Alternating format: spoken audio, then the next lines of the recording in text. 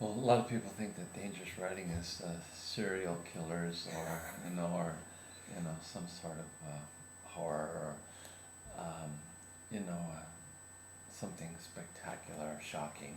Yeah. But really, what it turns out to be is it's human, because we're all so filled with fear and sadness and grief and sore places. That's what's really scary, is to go to those places that are secret, that are silent, that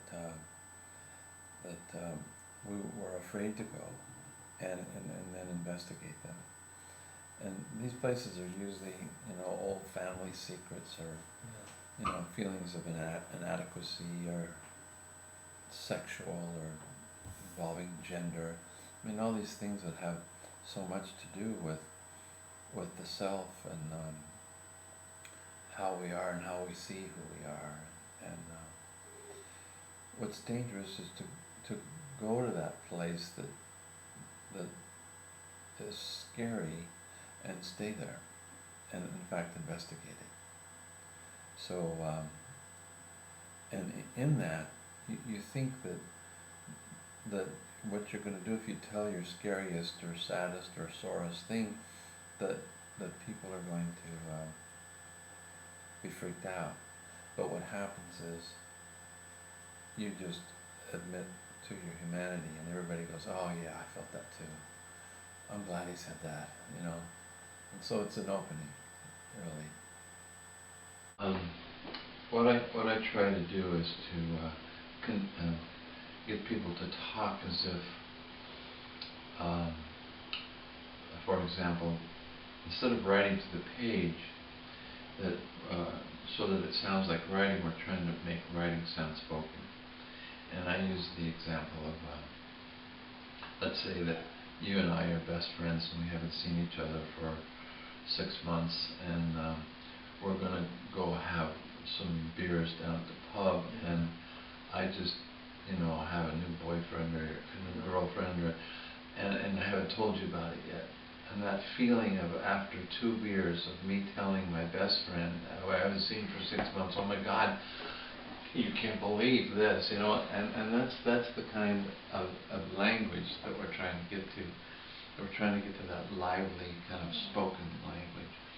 And how, let me see, I say, character lies in the destruction of the sentence.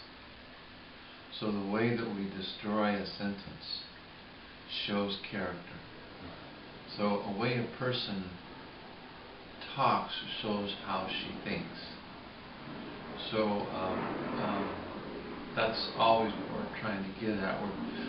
And what part of what we do is we go to a, like, say, creative writing language on a page, and we'll go to adverbs, we'll go to strong verbs, we'll go to cliches, and we'll unpack them. And in that unpacking, what happens is, what I mean by unpacking is something like obfuscate. If you unpack obfuscate, or let's say, he sat there silently, and by unpacking silently, you have to go onto the body and just show how the person is sitting there. And so the silently gives us the idea, but it gives us no image. I think about, something else I say is, we've learned to describe the glass of water so well we no longer need to drink it. And so what happens is, our language generally gives us an idea, but it doesn't give us an image. It doesn't give us a picture. And so what I'm trying to do is to unpack Latinate abstract nouns, strong verbs, adverbs, and by unpacking them, you go onto the body, you go into voice, and you start creating a sound that's very spoken, and unique, and closer to the bone. because most of us use language to we don't want people to know that we're afraid of dying, afraid of death, afraid of getting old. We want people to know that we're having a bad day, so we generally use language and our body to keep people away, to keep up the facade. And so all of this is geared toward, yeah, I'm a terrified human being. I don't know what I'm doing, and I don't think any of us do. No. And aren't we all in the same boat? And so burnt tongue is essentially the way you unpack sitting silently is so different from how Steve will unpack it. It's how different I'll unpack it. And because we each think differently. Yeah.